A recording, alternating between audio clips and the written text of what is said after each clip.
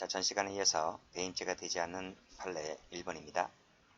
1번을 보니까 계주 사건이네요. 계주가 파괴 후 세무치시고, 자, 파괴 후에는 타인 사무처리자가 되질 않아요. 정상적으로 운영될 때 타인 사무처리자가 될 수 있는 것이지, 완전히 끝났잖아요. 속된 말로 우리가 쪽났다. 그쵸? 쪽났다는 말 쓰죠? 쪽난 후에는 배임죄 주체인 타인 사무처리자가 되지 않습니다.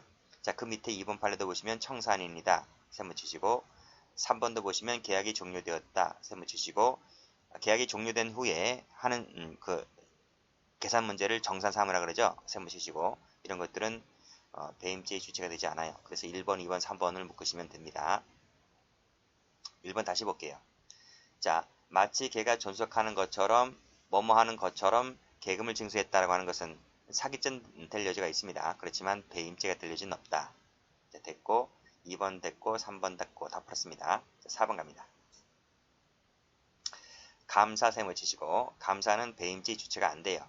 이사는 가능해요. 이사는 가능한데 감사는 신분 자체가 되지 않아요. 자, 그것이 밑에 보시면 나와 있지. 세 번째 줄에 감사는 이사 직무집행을 감사하는 것을 주 임무로 하고 있고, 유가증권상의 권리 의무와 관련하여 사무를 처리하는 자라고 볼 수가 없다. 그치? 감사는 하는 일이 그냥 감사일 뿐이라는 거예요. 감사일 뿐. 감사일 뿐이지 타인 사무 처리자가 되지 않기 때문에 이 신분 자체가 배임죄의 주체가 될 수 있는 신분이 아니에요. 뭐 다른 죄, 유가증권 위조죄 이런 것은 가능하겠지만 배임죄는 되지 않습니다. 그리고 5번은 풀었기 때문에 5번은 건너뛸게요. 자, 6번 판례 보시게 되면 6번, 7번, 8번 이 세 개를 묶어볼게요. 이건 전 시간에 다 설명드렸습니다. 임차인 세무, 그 다음에 임차권 세무, 그 다음에 밑에 임차권 세무. 그렇지? 이것은 일반적인 계약 이행 사무입니다. 일반적 계약이기 때문에 배임죄가 되지 않는다는 거 전 시간에 첫 번째 때 말씀드렸고요. 자, 쭉 오시게 되면 8번도 마찬가지입니다. 2번에 중간에 임차인 지위 나와 있지? 임차인 지위, 임차인 세무 치시고. 됐죠? 자, 그 다음에 9번을 보시게 되면 신주 발행에 있어서 주식을 발행한대요. 대표이사가 납입 이행을 가장했다. 세무 치시면 그러면 상법상의 납입가장증 가능해요. 그렇지만 배임죄가 되지는 않는다. 그치? 주주에 대한 관계에서 이것도 전 시간에 푼 적이 있어요. 그렇죠? 대표이사가 주주를 발행한 신주를 발행하는 것은 주식을 새로 추가로 뭐 몇십만 부, 몇십만 주, 몇백만 주를 발행하기 때문에 그러면 주가 가치는 떨어지게 되고 그러면 주주들은 피해를 볼 수가 있다. 그렇다 하더라도 주주에 대한 관계에서 배임죄는 되지 않는다. 이런 말입니다. 그것이 설령 납입이행을 가장했다면 그것은 납입가장죄로 처벌할 수 있지만 역시 마찬가지로 주주에 대한 관계에서 배임죄는 되지가 않습니다. 됐어요? 자, 10번 판례 보시게 되면 별표 쳐보시고요. 이건 제가 횡령죄 할 때 말씀드렸어요. 죽음 납입 나와 있는데 이 죽음 납입 밑줄 그시고 마친 직후에 이를 인지를 했다 세무. 그치? 기억나시지? 이 돈은 한 번도 회사 돈이 된 적이 없기 때문에 대표이사 같은 경우는 뭐가 된다? 횡령도 아니고 배임도 안 된다는 거 말씀드렸습니다. 자, 그 다음 11번 볼게요. 자, 매매 계약을 했습니다. 매매 계약을 했는데 취소했어요. 취소를 했다. 왜 취소했어요? 중요 부분에 착오가 있기 때문에, 그리고 너가 나를 사기쳐가지고 계약을 한 것이기 때문에 나는 하자 있는 의사표시에 의해서 취소권을 행사할 수 있는 거예요. 취소권을 행사할 수 있다. 그치? 따라서 내가 계약을 취소시켜버렸기 때문에 나는 더 이상 타인 사무처리자가 될 수 있어요? 너에게 등기를 넘겨줘야 할 타인 사무처리자가 될 수가 있나요? 취소했는데? 그치? 이것은 뭐다? 거기 나오지 밑에. 매수인의 타인 사무처리자, 매수인의 사무처리자라고 볼 수 있다 없다? 없다. 왜? 계약을 취소시켰기 때문에. 따라서 내가 이것을 다른 타인에게 매도했다 할지라도 배임죄가 된다 안 된다? 안 된다 이란 말이에요. 취소가 안 됐다면, 계약이 취소가 안 됐다면 등기를 넘겨줘야 할 타인 사무처리자 되겠죠. 근데 취소시켰기 때문에 더 이상 타인 사무처리자는 될 수가 없는 거예요. 그 다음 12번 보시게 되면 골프시설의 운영자가 특별 회원의 날을 모집함으로써 일반 회원들의 주말 예약권을 사실상 제한하거나 박탈하는 결과가 되었다. 일반 회원들 세무 치시고 그 다음에 제한 밑줄 그시고 박탈 밑줄 그시고 하였다 할지라도 배임죄가 되지를 않습니다. 왜 그럴까요? 자, 이 골프시설 운영자가 바뀌었어요. 골프 시설 그 주인이 바뀌었다고요. 바뀌면서 이제 그 기존에는 일반 회원들의 그 주말 예약권을 뭐 회원권을 얼마를 주고 이렇게 했었는데 주인이 바뀌면서 그거 다 없어버려. 그리고 우선권이 있는 특별 회원을 모집하였다. 그래서 일반 회원들이 화가 나는 거예요. 화가 나서 골프 시설 운영자를 상대로 해서 배임죄로 고소를 했는데 배임죄가 되질 않는다는 거예요. 왜 그럴까요? 이 골프 시설의 운영자는 일반 회원들의 그 골프 회원권이라고 하는 재산 관리에 관한 사무를 대행하는 사람이 아니다. 라고 해서 이것은 일반적인 민사 채무인 것이지 형법상의 배임죄로 가기에는 무리가 있다. 이렇게 보았습니다. 자, 됐고. 그런데 우리 맨 앞에 가시면 강요죄는 된다는 판례가 나와 있어요. 자, 그 다음 13번 볼게요.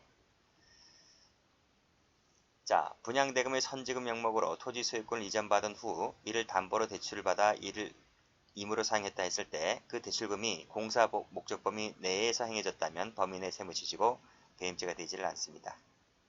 자, 보험계약 모집인이죠. 이 사람은 모집인입니다. 계약 모집인. 자, 근데 자기가 모집할 체결시킨 보험계약이 위험성이 크니 해약토록 하라, 해약하라는 지시를 받고서도 이를 이행하지 아니한 사이에 보험사가 발생했고 그리고 보험사는 그 큰 보험료를 지불할 수밖에 없었는데요. 그럼 이 보험 모집인이 배임죄가 됩니까? 보험계약 모집인은 모집하는 사람이지 해약하는 사람이 아니잖아요. 그렇죠? 그래서 이를 이행하지 아니하였다 하여 이것을 배임죄로 볼 수는 없다. 이렇게 보시면 됩니다. 자, 그 다음 자, 근저당권 설정자는 근저당권자를 위하여 이 근저당권 설정 듣기를 격려해주면 끝나는 거예요. 그렇죠? 할 도리는 다 한 거예요. 자, 그런데 이 근저당권 설정자가 그 서류를 위조하여 등기를 말소시켰다 해서 배임죄가 됩니까? 배임죄가 되는 것이 아니고 이 서류를 위조했기 때문에 위조죄로 처벌받는 거예요. 그리고 등기를 격려하여 주었기 때문에 여기서 등기를 격려해 주었기 때문에 배임죄의 주체라는 것도 되지 않고요. 배임죄의 주체라는 신분도 생겨나지 않는 거예요. 다만 문서 위조니까 위조죄는 가능하다. 16번 부동산을 경락한 피고인이 그 경락 허가 결정이 확정된 후에 그 경매 부동산의 소유자들에 대하여 경락을 포기하겠다고 약속을 했어요. 포기하겠다고 약속을 해놓고 그 약속을 어겼어요. 약속을 어겼다고요. 그러면서 경락대금을 완납함으로써 소유권을 취득했다고 했을 때 이 약속만 갖고서 배임죄에서 말하는 타인 사무 처리자가 될 수가 있나요? 없다는 거죠. 그 다음 자, 아파트 건축공사 시행사가 쭉 이렇게 보시고 분양수익금을 공동명의 개설한 예금 계좌로만 수령하고 그 분양대금을 공사대금으로 지급하기로 특약하였는데 특약세무를 지시고 이를 어기고 이렇게 했다는 겁니다. 그런데 이 특약이라고 하는 것은 여기 나오네요. 공사대금 채무의 변제를 확보하는 하나의 방편이다. 그러니까 돈 받는 방법을 하나 마련해 놓은 것이지 이 특약만 했다고 해서 타인 사무 처리자가 되지는 않는다는 판례입니다. 자, 그 다음 피고인이 임차인 각각 임대차 계약을 체결하면서 자신이 소유권을 취득하는 즉시 갑에게 알려서 갑이 전입신고를 하고 확정일자를 받아서 1순위 근저당권자 다음으로 대항력을 취득할 수 있도록 하기로 약정하였는데 약정세무 그렇죠? 이렇게 보통 많이 하죠. 그렇죠? 보통 이 잔금 처리할 때 중도금 대출 받는 것도 있고 은행 대출 끼고 하지 않습니까? 그러면 이제 그 등기가 자기 앞으로 와야지 세를 넣을 수가 있잖아요. 그치? 그래서 이렇게 그 등기가 자기 앞으로 오는 순간 바로 그 날짜에 그 당신 앞으로 임대차 계약을 전입신고를 하고 이렇게 확정일자를 받아서 하기로 약정했었는데 이 건물 임대인이라는 사람이 그 사람이 소유권을 취득했음에도 불구하고 이 사실을 알리지 않고서 다른 은행에 대출받는 거죠. 또 다른 2, 3순위 저당권을 설정했다라고 했을 때 임차인에 대한 관계에서 배임죄가 될 수가 있는가? 라고 하는 것인데요. 역시 마찬가지로 이 약정만으로는 타인 사무 처리자가 될 수가 없다는 거예요. 그래서 여기 16번부터 묶어보시면 이렇게 묶어보시면 자, 경락을 포기하겠다고 약속해 놓고 이 약속만으로 뭐하기로 특약했음에도 불구하고 이 특약만으로 그 다음에 뭐하기로 약정하였는데 이 약정만으로는 뭐다? 배임죄의 주체인 타인 사무처리자가 되지 않는다. 그쵸? 이 모든 것은 다 민사문제라는 거예요. 민사문제. 형사문제는 아니다. 이렇게 보았습니다. 다음 페이지. 사무처리 근거를 가볼게요.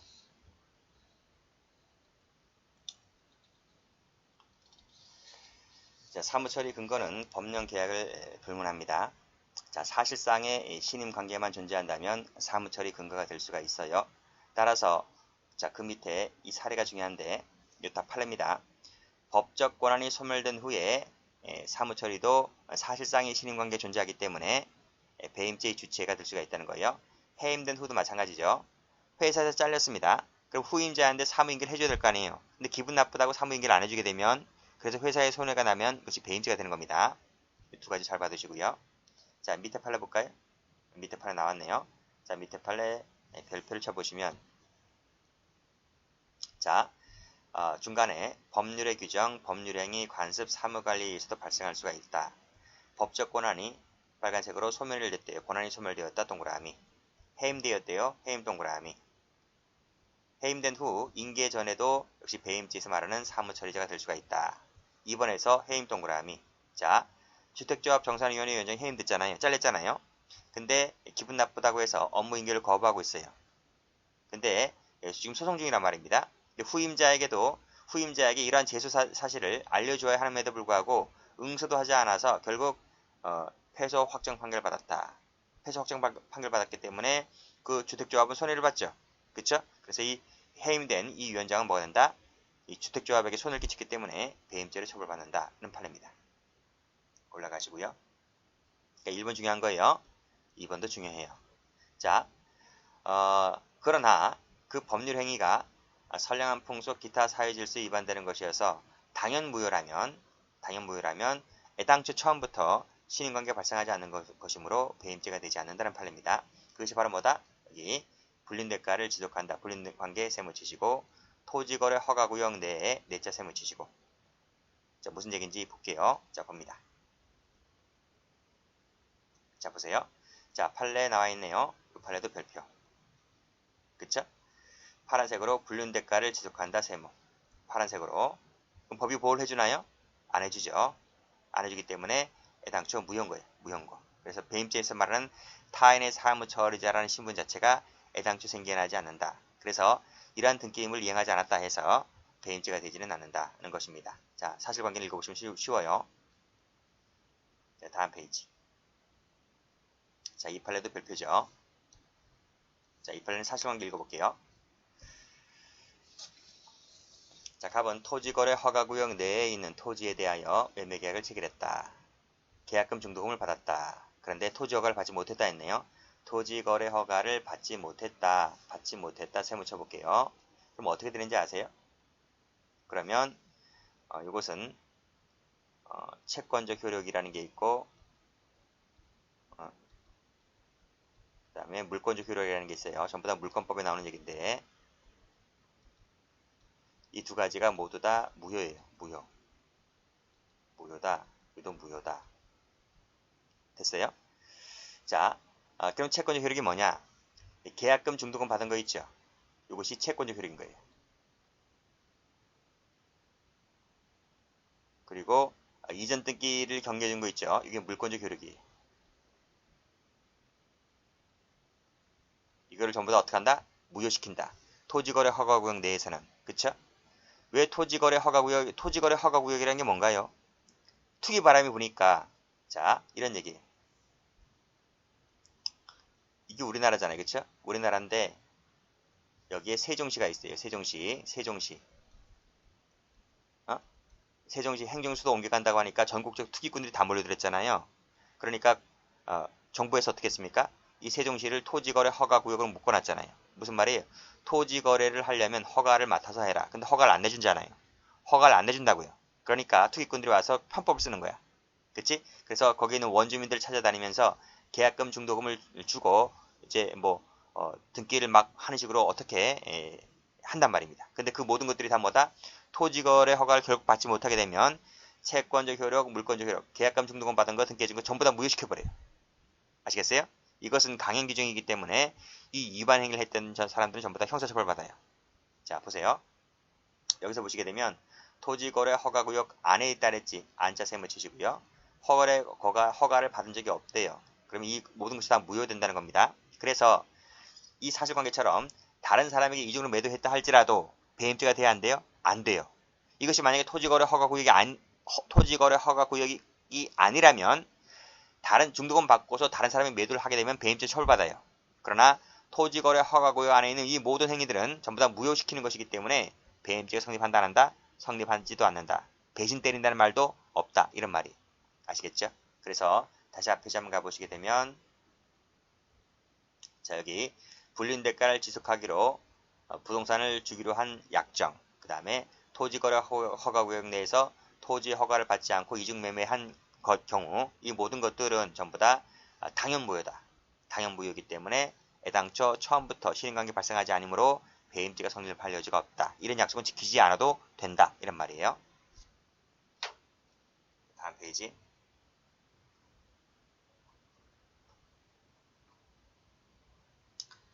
자, 사무처리 독립성이죠. 자, 배임죄의 주체가 되려면 그 타인 사무처리자에게 결정의 자유 독립성이 있어야 한다. 그러나 이 사자, 몸종이지 몸종. 심부름꾼입니다. 이 불일사자잖아, 불일사자. 이 사람은 그러한 결정의 자유 독립성이 없기 때문에 배임죄에서 말하는 주체가 되지 않는다는 겁니다. 자, 밑에 판을 보시게 되면 배임죄 주체라고 하는 것은 고유권한 검은색입니다. 검은색 동그라미 치시고 그 다음에 보조기간도 일정한 나름대로의 결정의 자유는 있기 때문에 주체가 될 수 있다고 봤고요. 당연히 상급기간은 당연히 있겠죠. 됐습니다. 다음 페이지. 자, 판례 보시게 되면 여기 이제 학교의 이사 겸 그 학교의 교장이네요. 근데 그 교장이란 사람이 학교법인의 경영을 주도하고 업무를 총괄했는데 이 사람이 사실상 이 사람이 사실상의 경영을 주도한 사람이야. 이 교장이란 사람이. 근데 그 교장이란 사람이 학교 재산에 대해서 임대계약을 체결한 부분이 있는데 이것이 그 학교법인에 대해서 손을 끼친 바가 있다면 이 사람은 뭐가 된다? 배임죄의 주체가 된다. 이런 말이죠. 그리고 여기 종업원 나왔네. 종업원 동그라미 치시고요. 앞에서 그랬잖아. 여기 보시면 보조기관도 주체가 될 수 있다 했죠. 그래서 여기 2번 보시게 되면 직무 발명에 대한 특허를 받을 수 있는 권리 등을 사용자 등에게 승계한다는 취지로 정한 약정의 적용을 받는 이 종업원 등은 뭐가 될 수 있다? 배임죄의 주체가 될 수 있다 할 것이다. 따라서 이 종업원 등이 누구에게 완성하고서도 누구에게 이러한 사실을 알리지 아니한 채 밑에 제3자에게 이중으로 양도하여 그 사용자 등에게 손을 끼쳤다면 배임죄가 된다는 겁니다. 그래서 1번 판례에서 이 교장, 이 교장은 사실상의 학교법인을 주도한 사람입니다. 이 교장이나 종업원 등은 배임죄의 주체가 될 수가 있는 사람들이다. 이렇게 보시면 돼요. 자, 그 다음. 자, 관계법령이 위배되었다. 법령이 위배되었다는 겁니다. 법령 위배 세무 치시고 그래서 효력이 없는 거예요. 효력이 없기 때문에 이것은 당연 무효지. 당연 무효이기 때문에 배임죄가 성립할 여지가 없고 그 다음에 2번은 방금 했죠. 토지거래 허가구역 내다. 내자 세무 치시고 그렇죠? 내에서 토지를 매수한 것은 채권적 효력, 물권적 효력이 전부 다 무효이기 때문에 배임죄가 성립할 여지가 없다라는 겁니다. 그래서 그 밑에 보면 여기 계약을 체결하였고 대금을 지급받았다 그랬지? 전부 다 무효라는 거예요. 무효. 무효이기 때문에 이것을 해제가 되자 피고인이 다른 사람이 처분했다 할지라도 배임죄가 된다 안 된다? 안 된다는 겁니다. 3번 판례. 주총 결의에서 자신이 대표이사로 선임된 것으로 그 의사록을 어떻게 했습니까? 위조했다는 거죠. 위조 세무 치시고. 그러면 이 이사록 자체는 법률상 효력이 없는 것이므로 무효다. 무효이기 때문에 배임죄가 되지는 않는다는 겁니다. 됐죠? 여기까지 합니다.